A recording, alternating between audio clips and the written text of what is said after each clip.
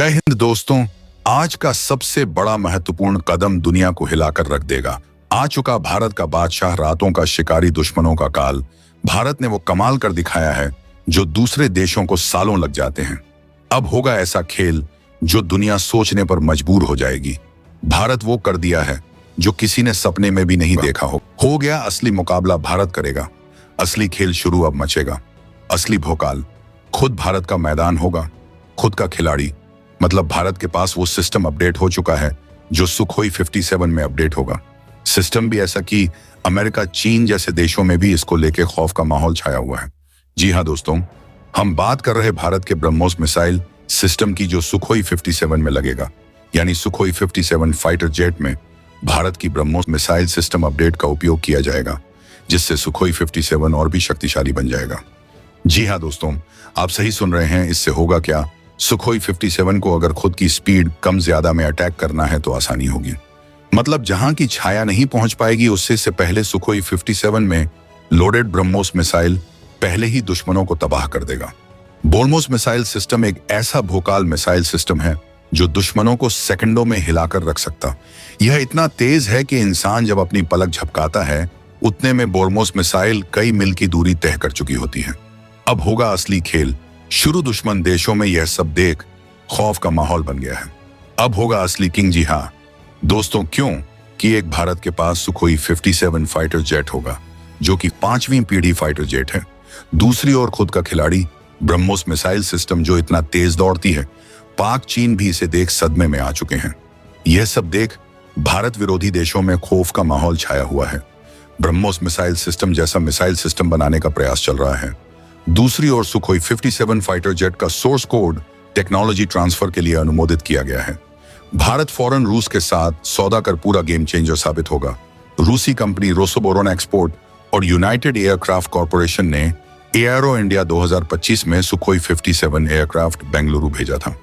उसके बाद रूसी प्रस्ताव में हिंदुस्तान एयरोनॉटिक्स लिमिटेड की नासिक फैसिलिटी में सुखोई 57 के ज्वाइंट प्रोडक्शन की पेशकश की गई। रूस ने भारत को सुखोई 57 लड़ाकू विमान बेचने की पेशकश की है।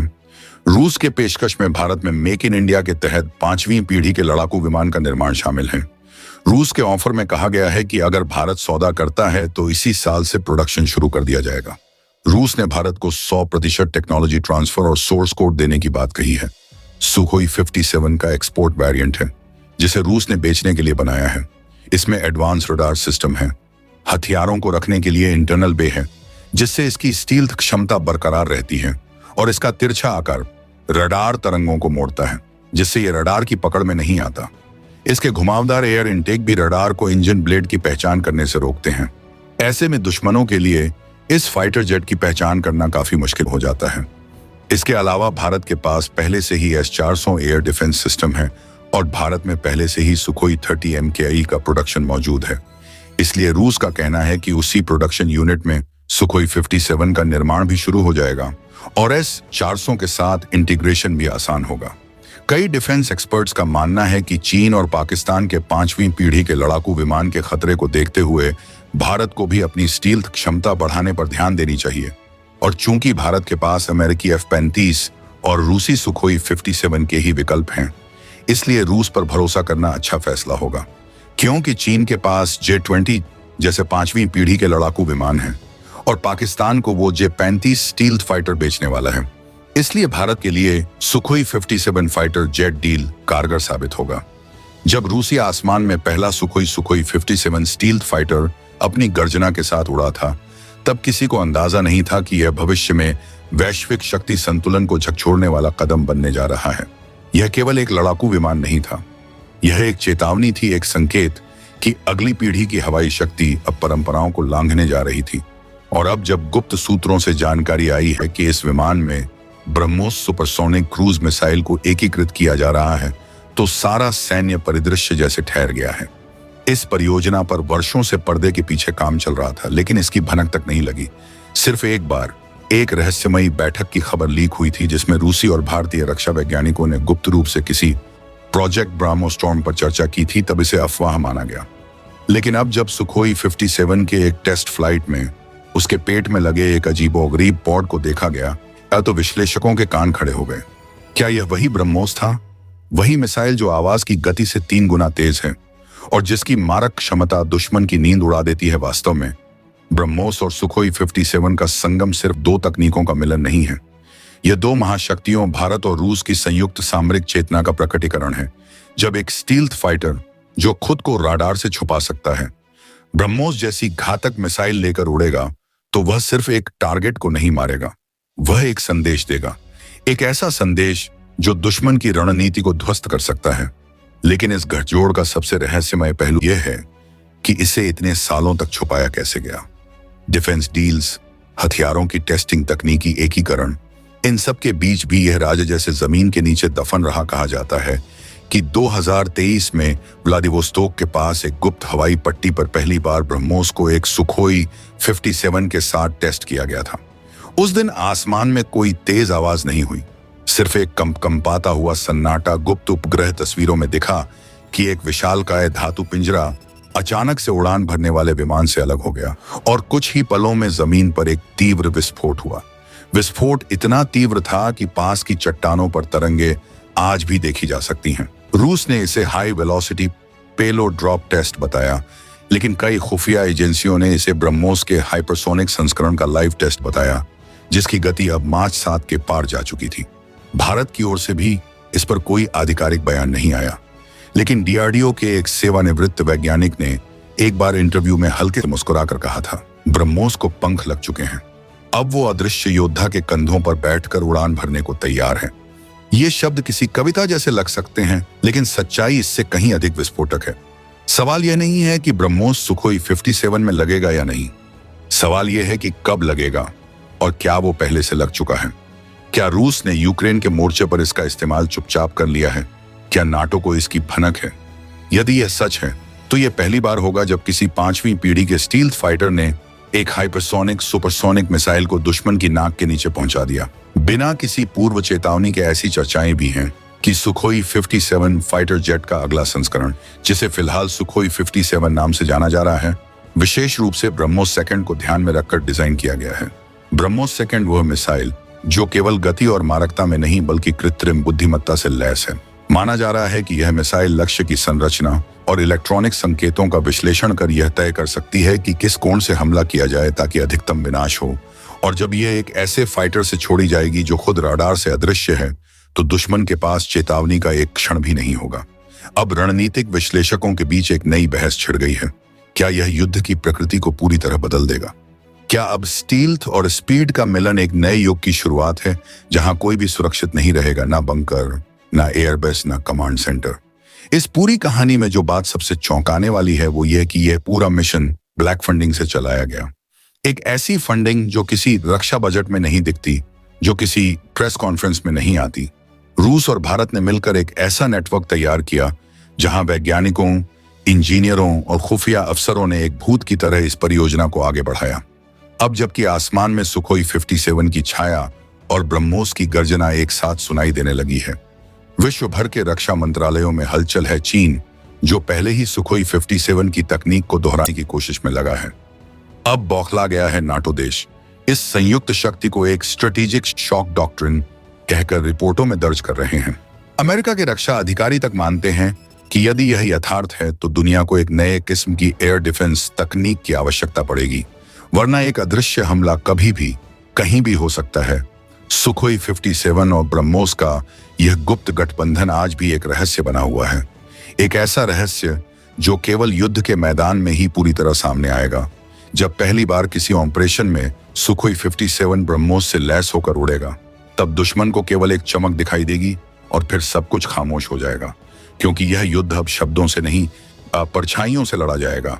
और भारत को अपने खुद के 5वीं पीढ़ी के एडवांस मीडियम कॉम्बैट एयरक्राफ्ट एम का कार्यक्रम में सहायता करेगा। इसके अलावा रूस ने भारत को सॉफ्टवेयर सिस्टम यानी सोर्स कोड तक पहुंच देने की भी पेशकश की है, जिसे गेम चेंजर माना जाता है, क्योंकि ऐसी टेक्नोलॉजी शायद ही कभी दी जाती है।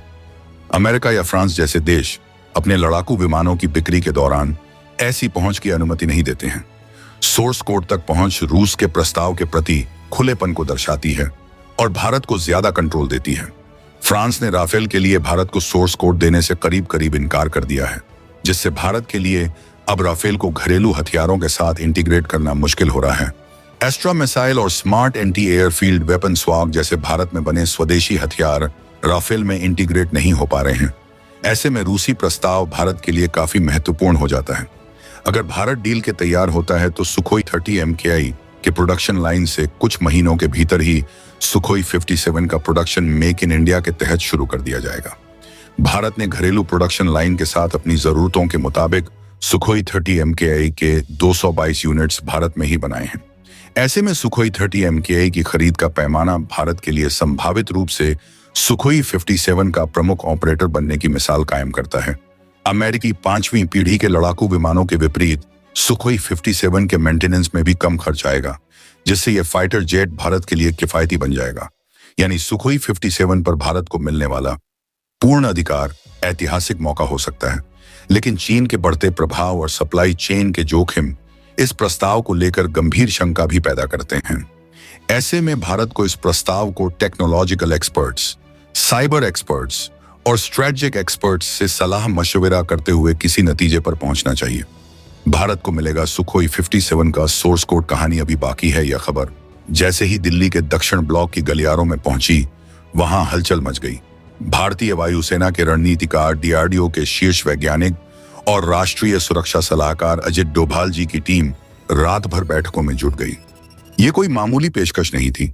यह सीधे भारत की सैन्य आत्मनिर्भरता और रणनीतिक स्वतंत्रता की दिशा में एक ऐतिहासिक मोड़ था। लेकिन जब प्रस्ताव इतना बड़ा हो तो सवाल और खतरे भी उतने ही गहरे होते हैं। आखिर यह स्रोत कोड क्या होता है?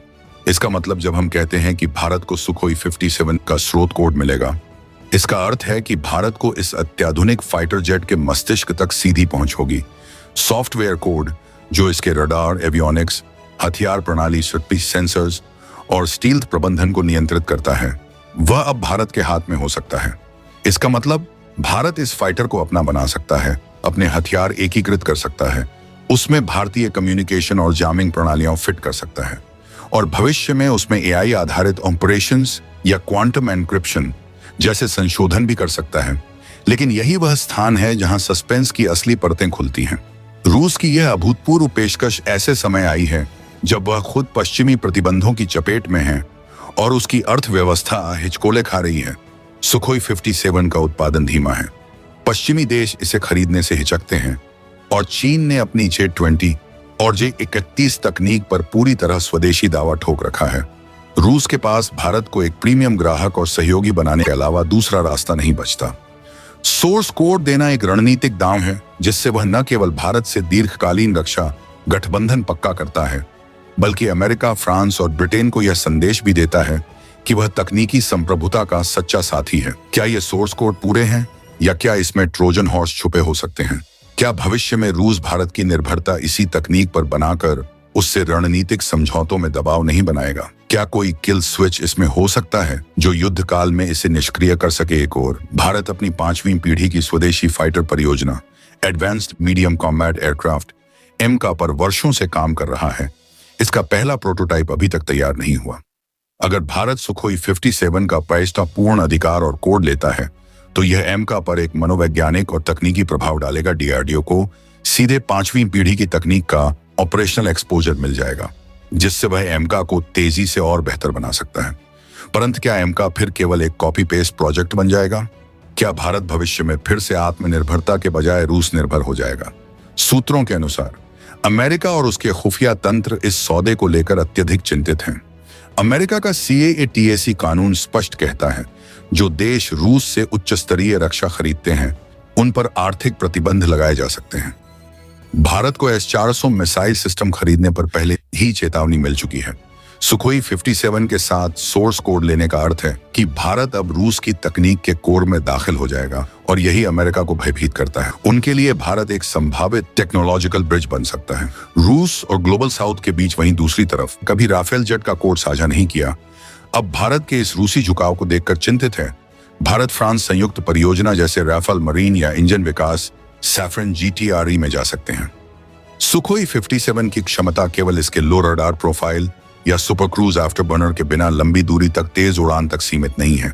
यह एक सेंसर फ्यूजन मॉन्स्टर है। यह विभिन्न स्रोतों से डेटा समेकित करता है और पायलट को एक पूर्ण युद्ध परिदृश्य देता है।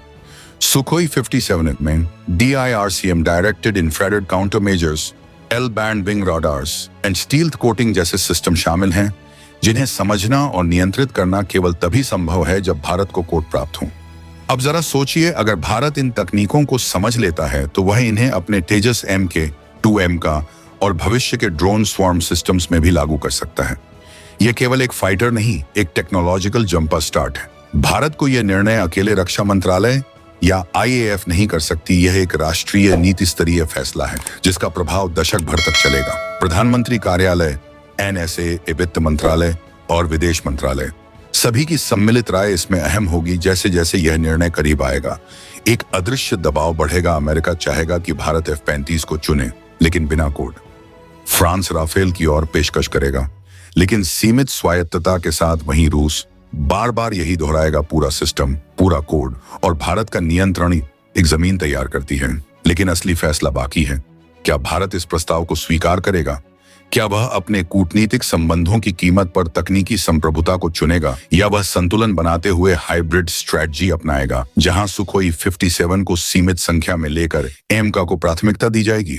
दोस्तों, आपकी क्या राय है? कमेंट बॉक्स में जरूर से बताएं और चैनल को सब्सक्राइब जरूर से करें ताकि हमें और वीडियो बनाने में मदद मिले। जय हिंद,